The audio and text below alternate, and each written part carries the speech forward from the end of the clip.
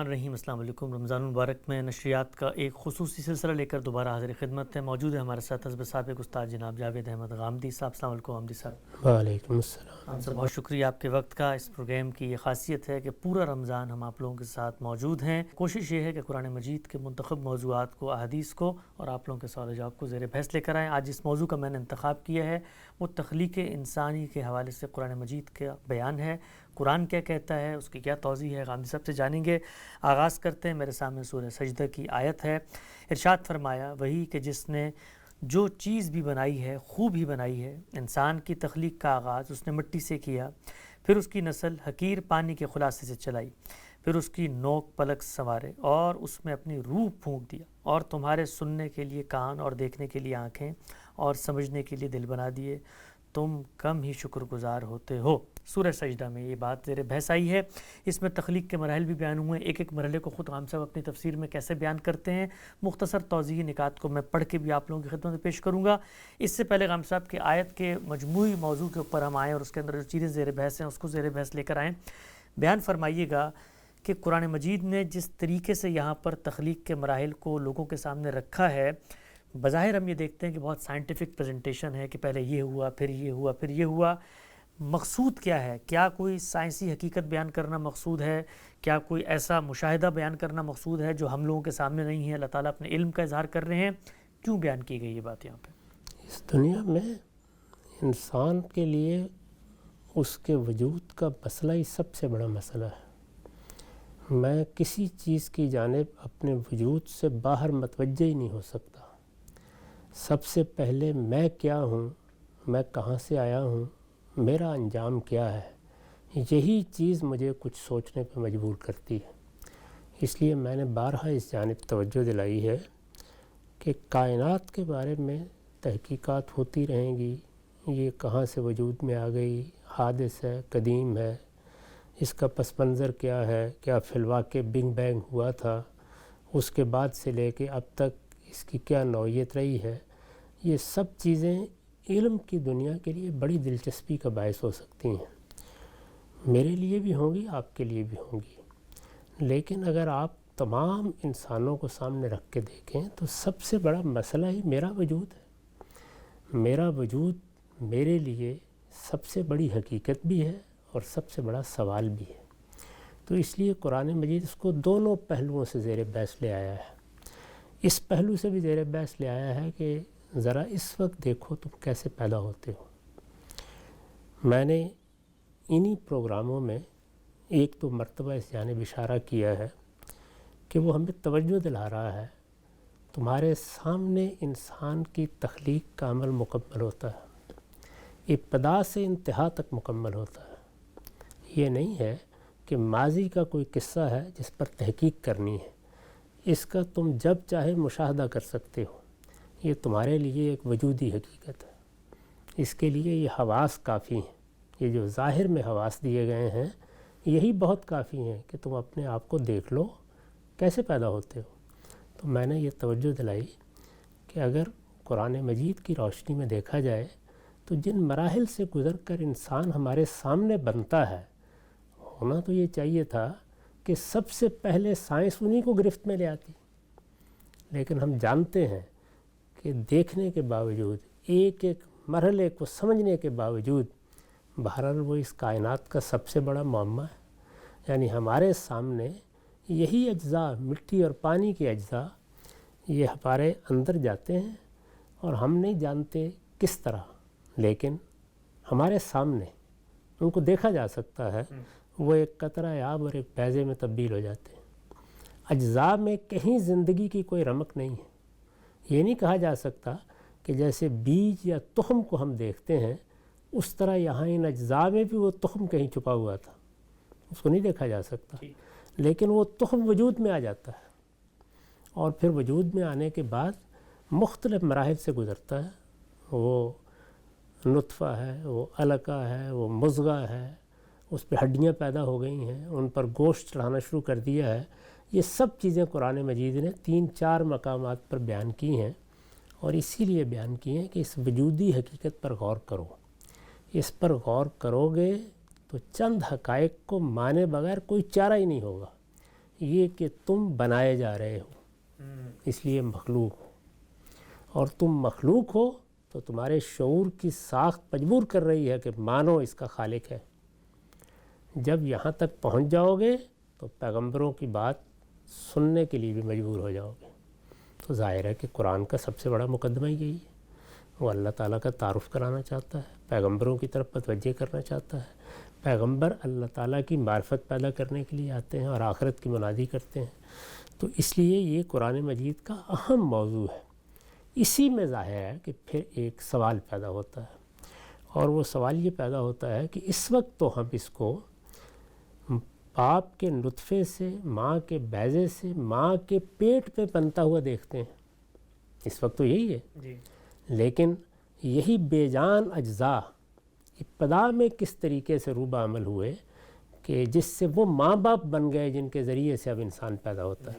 تو اس سوال کو بھی قرآن نے پھر موضوع بنا لیا، اچھا، اس لیے کہ یہ اس کے اس بیان کا لازمی تقاضا ہے۔ اوکے، یعنی اگر یہ بیان قابل توجہ ہے اور یہ سب سے بڑی حقیقت ہے اور یہ وجودی حقیقت ہے جس کو سمجھا دیکھا جا سکتا ہے، تو پھر اس کے بارے میں پیدا ہونے والا سب سے بڑا سوال بھی یہ حق رکھتا ہے کہ اس پر گفتگو کی، جو کہ اسی سوال سے متعلق سوال ہے۔ اسی سوال سے متعلق، یعنی کسی چیز کے بیان کا لازمی تقاضا ہے، وہ آنا چاہیے سمجھ میں۔ تو پھر اس آیت میں جو آپ نے سورہ سجدہ سے پڑھی ہے، قرآن نے اس سوال کا جواب دیا ہے کہ اس وقت جو کچھ ماں کے پیٹ میں ہوتا ہے، یعنی باہر سے غذا کی صورت میں وہی اجزاء اندر جاتے ہیں، وہی عناصر اندر جاتے ہیں جن سے انسان بنا ہے، وہ اپنے اندر کوئی زندگی نہیں رکھتے۔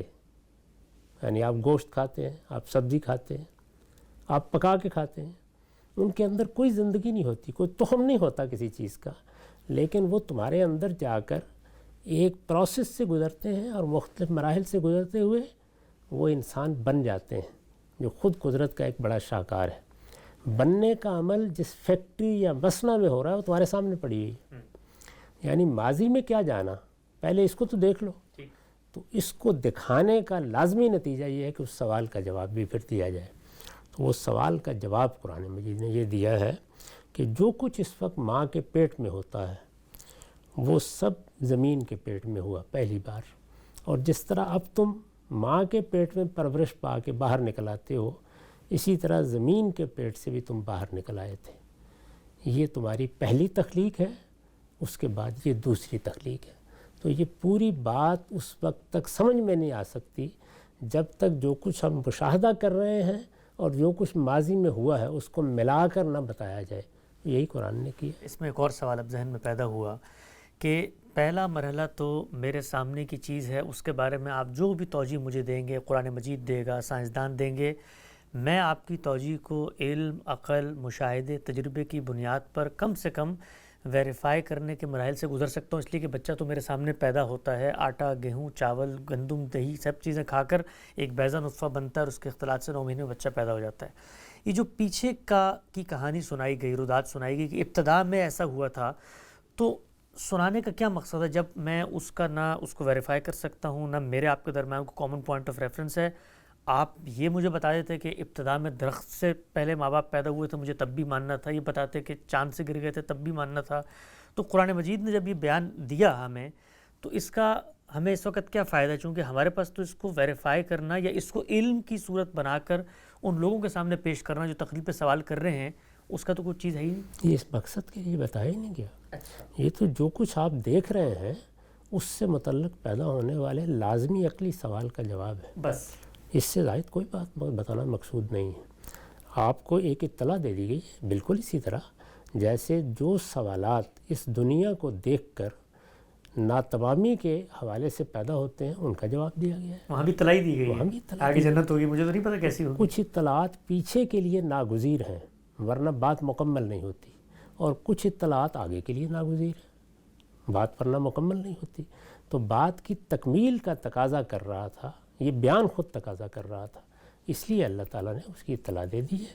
یہ ہمارے علم میں اضافہ ہوا، اس پر اللہ کا شکر ادا کرنا چاہیے۔ اس کو اس مقصد کے لیے پیش ہی نہیں کیا گیا، لیکن ضمنی طور پر اس سے کوئی رہنمائی حاصل کر کے وہ تحقیق کرنا چاہے تو بہت اچھی بات ہے، کر لے۔ لوگ موت پر بھی تحقیق کرتے رہتے ہیں، اپنا شوق پورا کرتے ہیں۔ کتنے لوگ ہیں کہ جنہوں نے مر کر جینے کی کہانیاں لکھنا شروع کی ہوئی ہیں۔ وہ انسان کے اندر ایک جستجو ہے، وہ کرتا رہتا ہے، وہ یہاں بھی کر لے، لیکن اللہ تعالیٰ کے پیش نظر یہ بات نہیں ہے۔ وہاں تو یہ ہے کہ جو وجودی حقیقت سامنے ہے، جو بنائے استدلال ہے، جس سے استدلال کا مقدمہ قرآن نے اٹھایا ہے، اس کا پورا جواب دے دیا گیا ہے تاکہ عقلی طور پر کوئی تردد باقی نہ رہے۔ ٹھیک، نقطہ بالکل واضح ہو گیا۔ آتے ہیں آیت کی طرف واپس ہم۔ فرمایا تھا انسان کی تخلیق کا آغاز اس نے مٹی سے کیا۔ غامدی صاحب نے اس بات کی توضیح میں لکھا ہے، یہ پہلے مرحلے کا بیان ہے جب انسان کا حیوانی وجود تخلیق ہوا۔ اس کے لیے وہی طریقہ اختیار کیا گیا جو انسان کی پیدائش کے لیے اب اختیار کیا جاتا ہے، اس فرق کے ساتھ کہ اب جو عمل ماں کے پیٹ میں ہوتا ہے اس وقت زمین کے پیٹ میں ہوا۔ چنانچہ مٹی کے وہی اجزاء جو غذا کی صورت میں ہمارے اندر جاتے اور حقیر پانی کے خلاصے میں تبدیل ہو کر اس عمل کی ابتدا کرتے ہیں جس سے انسان بنتے ہیں، اس وقت سڑے ہوئے گارے کے اندر اسی عمل سے گزرے، یہاں تک کہ جب خلقت پوری ہو گئی تو اوپر سے وہی گارا انڈے کی خول کی طرح خشک ہو گیا، جس کے ٹوٹنے سے جیتی جاگتی ایک مخلوق نمودار رہی جسے انسان کا حیوانی وجود کہنا چاہیے ہے۔ اس سے قیاس کیا جا سکتا ہے کہ دوسری تمام مخلوقات بھی پہلی مرتبہ اسی طریقے سے وجود میں آئی ہوں گی۔ اچھا ہم سب 2-3 بنیادی سوالات اس پہلے بیان کے اوپر۔ کہا ابتدا مٹی سے کی، قرآن مجید میں باقی جگہوں پر بھی آتا ہے کہیں کہ پانی سے بنایا، اور بھی کچھ اس طرح کے بیانات ہیں، تو کیا مطلب ہے کہ مٹی سے بنایا تھا، پانی سے بنایا، ہر چیز کو ابتدا کس چیز سے ہوئی؟ نہیں، یہ تو ایک ہی بات کو بیان کرنے کی مختلف اسالیب ہیں۔ یعنی ویسے کہا جائے تو یہ کہ یہ مٹی سے بنایا، کسی جگہ اس کی تفصیل کر دی ہے کہ وہ مٹی کس صورت میں تھی۔ تو یہ کہا کہ طین لازب تھی، جس طرح ایک دلدل سی ہوتی ہے، کیچڑ بن جاتی ہے، اس طرح کی جگہ تھی۔ تو ایک گویا مزید بات ہمارے علم میں آ گئی۔ اس سے بعد یہ بھی بتا دیا کہ یہ ایک ٹھیکری کی طرح کھنکھناتی ہوئی ہو گئی، یعنی جس وقت کوئی چیز ایک بیضے کی صورت اختیار کر لیتی ہے تو اس کے اوپر قشر آ جاتا ہے، جیسے کہ اس وقت بھی جو ہم دیکھتے ہیں تو اس میں قشر دیکھتے ہیں ہم اپنی آنکھوں سے، وہ ٹوٹتا ہے۔ جن جانوروں کے ہاں بچے اس طرح پیدا ہوتے ہیں تو ان میں کیا ہوتا ہے، یعنی وہ اس بیضے میں نشو و نما پا کے جب اپنے منتہائے کمال کو پہنچ جاتے ہیں تو پھر وہ قشر ٹوٹ جاتا ہے۔ تو وہاں قرآن مجید نے بتایا کہ سلسال کالفخار، یعنی وہ گویا کھنکھناتی ہوئی مٹی بن گیا، تو اس کی طرف بھی اشارہ کر دیا۔ تو چند اشارات کر کے ہمارے سمجھنے کے لیے ایک رہنمائی فراہم کر دی کہ اس طرح سے پہلے ماں باپ ہم نے پیدا کیے تھے، پھر جب ان کا ہر لحاظ سے تصفیہ ہو گیا، ان کو ہم نے بنا سنوار لیا، تو پھر ہم نے ان میں نفخ روح کیا تھا، اور پھر اس کے بعد تم ان سے پیدا ہو رہے ہو۔ اسی کو دیکھیے نا، سورہ نساء کے شروع میں کس طرح بیان کیا ہے کہ خلقکم من نفس واحدہ وخلق منہا زوجہا وبث منہما رجالا کثیرا ونساء۔ تو بتانا یہ مقصود ہے کہ ابتدا کیسے ہوئی تھی، تاکہ اس سوال کا جواب مل جائے جو انسان چاہتا ہے کہ اسے ملے، ورنہ وہ بیان یا وہ مشاہدہ جو اس وقت ہم کر رہے ہیں وہ پایہ تکمیل کو نہیں پہنچتا، اس کا ذہنی وجود نامکمل رہتا ہے۔ تو اس کا جواب قرآن نے دے دیا۔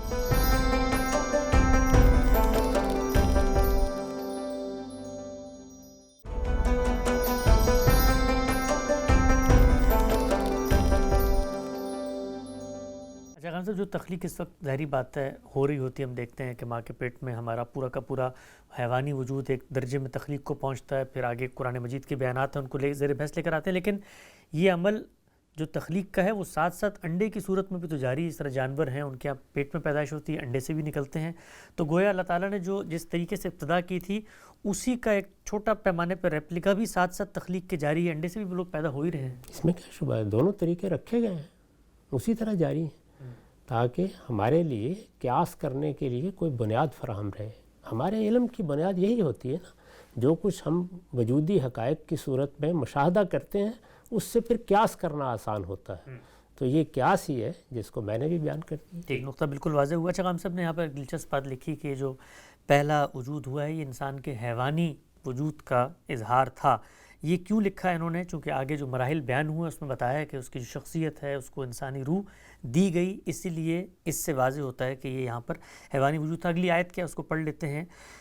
قرآن مجید میں ہے، پھر اس کی نسل حقیر پانی کے خلاصے سے چلائی۔ اس کی توضیح میں غام صاحب لکھتے ہیں یہ دوسرا مرحلہ ہے جس میں اس طرح بنائی جانے والی مخلوق نے اپنی نسل آپ پیدا کرنی شروع کر دی، چنانچہ وہی عمل جو زمین کے پیٹ میں ہوا تھا اب وہ ماں کے پیٹ میں ہونے لگا۔ یہ انسان کا وہ دور ہے جب وہ علم اور ادراک سے محروم محض ایک ناتراشیدہ حیوان تھا۔ تو ہم سب اب تک کی جو سٹوری قرآن مجید نے ہمیں بتائی ہے کہ ابتدا تمہارے ماں باپ کی کیسے ہوئی تھی کہ ان کو زمین کے پیٹ میں ہم نے پہلی جو صورت تھی، پہلا جو حیوان تھا اس کو وہاں پیدا کیا۔ اب وہ حیوان ہی تھا، اس میں شعور نہیں تھا، ادراک نہیں تھا، اخلاقی وجود نہیں تھا، عقل نہیں تھی۔ اس طریقے سے اس نے آگے اپنی نسلیں پیدا کرنی شروع کر دیں۔ یہ عمل اللہ تعالیٰ نے کیوں کروایا؟ اس لیے کہ تصفیہ کیا جائے، بتا دیا ہے یہی طریقہ پوری مخلوقات میں جاری ہے۔ یعنی اللہ تعالیٰ ابتدا میں جو چیزیں پیدا کرتے ہیں وہ پھر مختلف مراحل سے گزر کر اپنے آپ کو بناتی سنوارتی ہیں۔ یہ دیکھ لیجیے ہم نے جتنے پھل پیدا کیے ہیں، جتنی سبزیاں پیدا کی ہیں، دوسری چیزیں پیدا کی ہیں، ان سب کو اسی طرح سے پیوند کے ذریعے سے نشو و نما دی جاتی ہے۔ ان کی برتر نسلیں اسی طریقے سے پیدا ہوتی ہیں۔ تو یہ اختلاط آہستہ آہستہ ان کے تصفیے کا باعث بن جاتا ہے۔ اس وقت بھی حیوانات کی بہت سی نسلیں اسی طرح پیدا کی جا رہی ہیں۔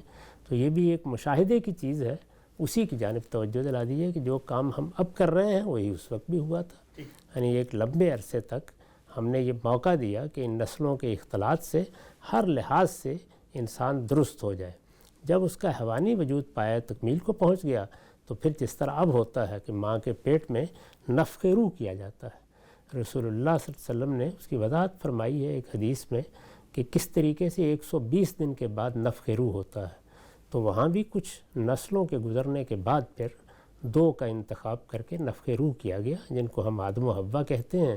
اس سے انسانی شخصیت اس قالب کو مل گئی اور پھر وہ ہمارے ماں باپ کی حیثیت سے آگے انسانوں کی پیدائش کا ذریعہ بن گئے۔ ٹھیک، نقطہ بالکل واضح ہو گیا۔ قرآن مجید نے خود اس بات کو جب بیان کیا تو ان الفاظ میں تھا، پھر اس کی نوک پلک سوارے اور اس میں اپنی روح پھونک دی اور تمہارے سننے کے لیے کان اور دیکھنے کے لیے آنکھیں اور سمجھنے کے لیے دل بنا دیے۔ انہی آیات کی توضیح میں غامدی صاحب لکھتے ہیں، یہ تیسرا مرحلہ ہے جس میں غالباً کئی نسلوں کے اختلاط سے انسان کے حیوانی وجود کو نک سک درست کیا گیا، یہاں تک کہ وہ اس قابل ہو گیا کہ اسے انسان کی شخصیت عطا کی جائے۔ چنانچہ اس مخلوق کے جو افراد اس وقت موجود تھے ان میں سے 2 کا انتخاب کر کے خدا کی طرف سے ایک لطیف پھونک کے ذریعے سے، جسے قرآن مجید نے روح کہا گیا ہے، یہ شخصیت اسے عطا کر دی۔ یہی آدم و حوا تھے۔ اس کے بعد جو انسان پیدا ہوئے وہ سب انہی کی اولاد ہیں۔ قرآن کے اس بیان سے اگر غور کیجئے تو ان تمام آثار کی نہایت معقول توجیہ ہو جاتی ہے جو سائنسی علوم کے ماہرین نے اب تک دریافت کی ہیں اور جنہیں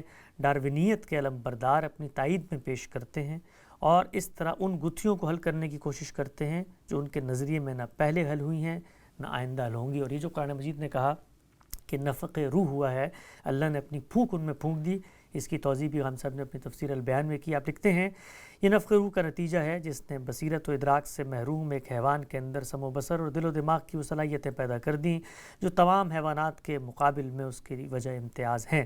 چنانچہ اب وہ اس قابل ہو گیا ہے کہ اسے مخاطب کر کے کہا جا سکے کہ ہم نے تمہارے لیے کان اور آنکھیں اور دل بنا دیے۔ قرآن نے اسی بنا پر صیغہ غائب کو یہاں پہنچ کر صیغہ خطاب میں تبدیل کر دیا ہے۔ ہم سب قرآن مجید نے جو بڑی دلچسپ ایک پہلو کی بات ہوتی ہے جو بڑے لوگوں کو متاثر کرتی ہے، آج جس دور میں کھڑے ہو کر ہم اللہ کا یہ بیان پڑھتے ہیں وہاں پر ہمارے سامنے الٹرا ساؤنڈ کی وہ تصویریں بھی ہیں جس میں انسان کے تخلیق کے مراحل ہم نے دیکھ لی ہے، اور دنیا کے اندر چاہے نظریہ ارتقاء ہو، چاہے فاسلز کے ریکارڈ کا تجزیہ ہو، پوری کی پوری سائنسی روایت کی تھیوریز بھی موجود ہیں جس میں انسان کی تخلیق کی توجیہات کی گئی ہیں۔ لیکن کمال کی بات یہ ہے کہ یہ جو شخص کھڑے ہو کر بات بیان کر رہا ہے، جس قطعیت، جس ایذان، جس ایقان، جس یقین محکم کے ساتھ مراحل کو بیان کر رہا ہے، اس صورتحال کو بیان کر رہا ہے جس کو جاننے کا کوئی ذریعہ آپ کے پاس نہیں ہے، وہ تو آج سے 1400 سال پہلے ہے۔ تو 1400 سال پہلے کھڑے ہو کر عرب کے صحرا میں ایک شخص کائنات کے اتنے بڑے بڑے دلائل لوگوں کو بتا رہا ہے۔ قرآن مجید کے بارے میں یہ بجائے خود اس بات کی شہادت ہے کہ وہ کسی اور دنیا سے آیا ہے، وہ یہاں کے کسی فرد کا کلام نہیں ہے، کسی شاعر یا ادیب کی کتاب نہیں ہے، کسی محقق اور فلسفی کا نتیجہ فکر نہیں ہے، اس کائنات کے پروردگار کا بیان ہے۔ اسی وجہ سے اس میں یہ اذعان، یہ یقین ہم کو اس کے لفظ لفظ میں نظر آتا ہے۔ تو قرآن جب بھی کوئی بات بیان کرتا ہے، ماضی کے بارے میں بیان کرے، حال کے بارے میں بیان کرے، مستقبل کے بارے میں بیان کرے، اسی یقین و اذعان کے ساتھ بیان کرے گا۔ یہ لب و لہجہ خود بتا رہا ہوتا ہے کہ بیان کرنے والا کون ہے۔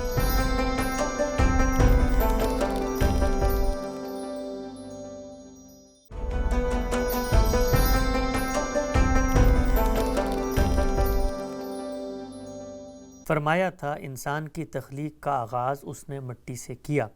غامدی صاحب نے اس بات کی توضیح میں لکھا ہے، یہ پہلے مرحلے کا بیان ہے جب انسان کا حیوانی وجود تخلیق ہوا۔ اس کے لیے وہی طریقہ اختیار کیا گیا جو انسان کی پیدائش کے لیے اب اختیار کیا جاتا ہے، اس فرق کے ساتھ کہ اب جو عمل ماں کے پیٹ میں ہوتا ہے اس وقت زمین کے پیٹ میں ہوا۔ چنانچہ مٹی کے وہی اجزاء جو غذا کی صورت میں ہمارے اندر جاتے اور حقیر پانی کے خلاصے میں تبدیل ہو کر اس عمل کی ابتدا کرتے ہیں جس سے انسان بنتے ہیں، اس وقت سڑے ہوئے گارے کے اندر اسی عمل سے گزرے، یہاں تک کہ جب خلقت پوری ہو گئی تو اوپر سے وہی گارا انڈے کی خول کی طرح خشک ہو گیا جس کے ٹوٹنے سے جیتی جاگتی ایک مخلوق نمودار رہی جسے انسان کا حیوانی وجود کہنا چاہیے ہے۔ اس سے قیاس کیا جا سکتا ہے کہ دوسری تمام مخلوقات بھی پہلی مرتبہ اسی طریقے سے وجود میں آئی ہوں گی۔ اچھا ہم سب 2-3 بنیادی سوالات اس پہلے بیان کے اوپر، کہا ابتدا مٹی سے کی، قرآن مجید میں باقی جگہوں پر بھی آتا ہے کہیں کہ پانی سے بنایا اور بھی کچھ اس طرح کے بیانات ہیں، تو کیا مطلب ہے کہ مٹی سے بنایا تھا، پانی سے بنایا، ہر چیز کو ابتدا کس چیز سے ہوئی؟ نہیں، یہ تو ایک ہی بات کو بیان کرنے کی مختلف اسالیب ہیں۔ یعنی ویسے کہا جائے تو یہ کہ یہ مٹی سے بنایا، کسی جگہ اس کی تفصیل کر دی ہے کہ وہ مٹی کس صورت میں تھی۔ تو یہ کہا کہ طین لازب تھی، جس طرح ایک دلدل سی ہوتی ہے، کیچڑ بن جاتی ہے، اس طرح کی جگہ تھی۔ تو ایک گویا مزید بات ہمارے علم میں آ گئی۔ اس سے بعد یہ بھی بتا دیا کہ یہ ایک ٹھیکری کی طرح کھنکھناتی ہوئی ہو گئی، یعنی جس وقت کوئی چیز ایک بیضے کی صورت اختیار کر لیتی ہے تو اس کے اوپر قشر آ جاتا ہے، جیسے کہ اس وقت بھی جو ہم دیکھتے ہیں تو اس میں قشر دیکھتے ہیں ہم اپنی آنکھوں سے، وہ ٹوٹتا ہے۔ جن جانوروں کے ہاں بچے اس طرح پیدا ہوتے ہیں تو ان میں کیا ہوتا ہے، یعنی وہ اس بیضے میں نشو و نما پا کے جب اپنے منتہائے کمال کو پہنچ جاتے ہیں تو پھر وہ قشر ٹوٹ جاتا ہے۔ تو وہاں قرآن مجید نے بتایا کہ سلسال کالفخار، یعنی وہ گویا کھنکھناتی ہوئی مٹی بن گیا، تو اس کی طرف بھی اشارہ کر دیا۔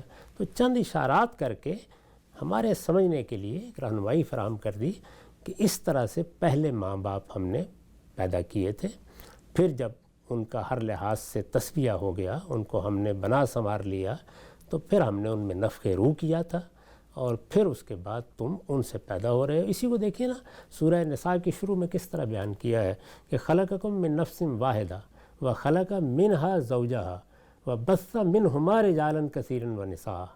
تو بتانا یہ مقصود ہے کہ ابتدا کیسے ہوئی تھی، تاکہ اس سوال کا جواب مل جائے جو انسان چاہتا ہے کہ اسے ملے، ورنہ وہ بیان یا وہ مشاہدہ جو اس وقت ہم کر رہے ہیں وہ پایہ تکمیل کو نہیں پہنچتا، اس کا ذہنی وجود نامکمل رہتا ہے۔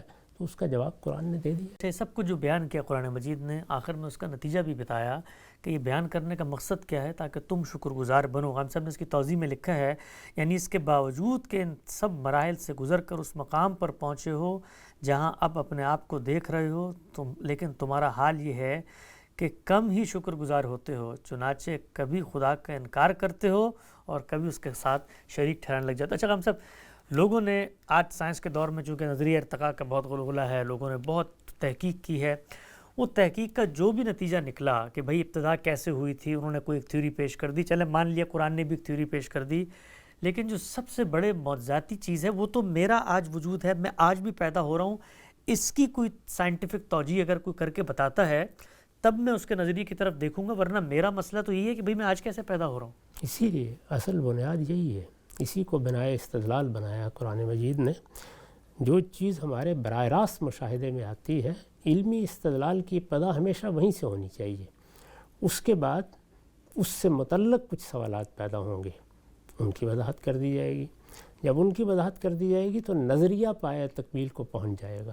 اب آپ اس سے پھر عقلی نتائج نکال سکتے ہیں، یعنی جب یہ بات واضح ہو گئی کہ ہم نے بے جان عناصر سے ایک زندہ ہستی کو بنتے ہوئے خود اپنی آنکھوں سے دیکھ لیا، تو اس کے مخلوق ہونے کے بارے میں اب کوئی وجہ اختلاف باقی نہیں رہی۔ وہ مخلوق ہے تو ہمارے ذہن کی ساخت اب لازمی طور پر اس نتیجے کو خود بیان کر دے گی کہ اس کا خالق ہے۔ خالق ہے تو پھر کون ہے؟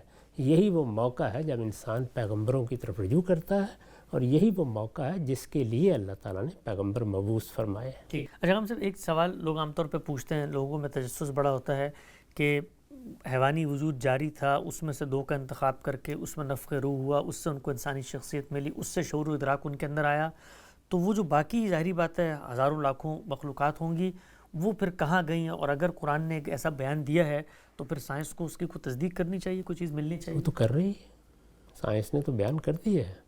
یعنی بہت سے متحجرات جن کو آپ فاسلز کہتے ہیں، ان سے انہوں نے اس چیز کو کم و بیش متحقق کر کے پیش کر دیا ہے کہ انسان لاکھوں سال سے اسی طریقے سے مختلف مراحل سے گزرتا رہا. اب تو انسانوں کے مختلف مراحل کی اقسام تک متعین کے ان کے بارے میں گفتگو کی جاتی ہے. تو قرآن مجید نے جو کچھ بیان کیا ہے اس کی تصدیق ہی ہوئی ہے، اس کی کوئی تردید نہیں ہو سکی. جی اچھا، ایک نقطہ آپ نے آخر میں یہاں بیان کیا کہ موجودہ دور میں جو نظریہ ارتقاء کے ماننے والے لوگ ہیں، بالخصوص ڈاروین کا جو نظریہ ہے، اس میں بھی جو کچھ لوپ ہولز رہ جاتے ہیں، کچھ چیزیں ایکسپلینیٹری نہیں ہوتی. قرآن کے اس بیان کی روشنی میں جس طرح آپ نے بھی واضح کیا کہ ایک پوری کی پوری حیوانوں کی نسل رہی ہے اور ان کے اندر پورا کا پورا نسک درست ہونے کا مرحلہ ہوا ہے، جس کو آج بیان کیا جاتا ہے، وہ اصل میں حیوانی جس کو کہتے ہیں انسان کا جو وجود تھا اس کے اندر سنوارنے، اس کے اندر تبدیلی اور اس کے اندر ارتقاء کی ایک بات تھی. تو اگر یہ جو تھیوریز آئی ہیں ان کو قرآن کی روشنی میں رکھیں تو بہت کچھ سائنس کی بھی خدمت ہو سکتی ہے اس بات میں. ایسا ہی ہوتا ہے ہمیشہ. یعنی ہونا تو یہ چاہیے تھا کہ انسان جو کچھ اس دنیا میں تحقیق کرتا ہے، اللہ نے اس کو بڑی صلاحیت دی ہے تحقیق کی. سائنس کے اکتشافات معمولی نہیں ہیں.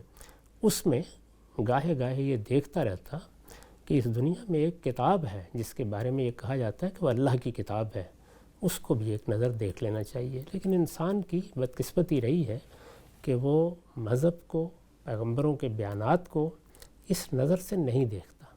جب وہ ان کو اپنے علم کے لیے روشنی حاصل کرنے کی غرض سے دیکھے گا تو بے شمار چیزیں بالکل سلجھتی چلی جائیں گی.